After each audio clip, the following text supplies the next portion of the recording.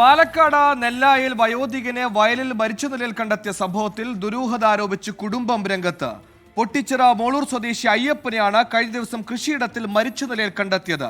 കൃഷിയിടത്തിൽ സ്ഥാപിച്ച വൈദ്യുതി വേലിയിൽ നിന്ന് ഷോക്കേറ്റാവാം അയ്യപ്പൻ മരിച്ചതെന്നാണ് വീട്ടുകാരുടെ പരാതി.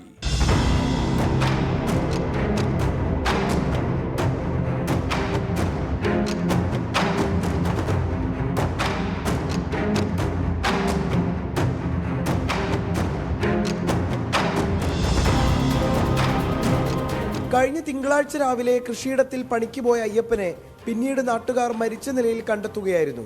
നാട്ടുകാർ വിവരമറിയിച്ചതനുസരിച്ച് പോലീസ് സ്ഥലത്തെത്തി മൃതദേഹം പോസ്റ്റ്മോർട്ടം നടപടികൾക്കായി പാലക്കാട് ജില്ലാ ആശുപത്രിയിലേക്ക് മാറ്റി.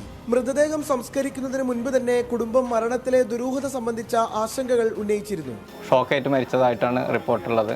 ഈ ഷോക്കേറ്റ് മരിച്ച ആള് മരിച്ചു കിടക്കുന്ന സ്ഥലത്ത് കമ്പിയോ ഷോക്കിന്റെ കാര്യങ്ങളൊന്നും ഇല്ല. പിന്നെ അതേമാതിരി ഇത് കണ്ടെത്തി ഇതിന് കംപ്ലൈൻറ്റ് കൊടുത്തിട്ടും പോലീസുകാരുടെ ഭാഗത്തുനിന്ന് ഒരു നടപടിയും അതിൻ്റെ വ്യക്തമായിട്ട് ഇതേവരെ ഞങ്ങൾക്ക് തൃപ്തകരമായിട്ടൊരു നടപടി ഉണ്ടായിട്ടില്ല. കൃഷിയിടത്തിൽ വൈദ്യുതി വേലി സ്ഥാപിച്ച സ്ഥലമുടമയെ സംരക്ഷിക്കാൻ രാഷ്ട്രീയ ഇടപെടൽ നടക്കുന്നുവെന്നാണ് കുടുംബത്തിന്റെ പരാതി. ജില്ലയിൽ നേരത്തെ 2 യുവാക്കളും വൃദ്ധയും വന്യമൃഗശല്യം തടയാൻ സ്ഥാപിച്ച കെണിയിൽ കുരുങ്ങി മരിച്ചിരുന്നു. 24 പാലക്കാട്.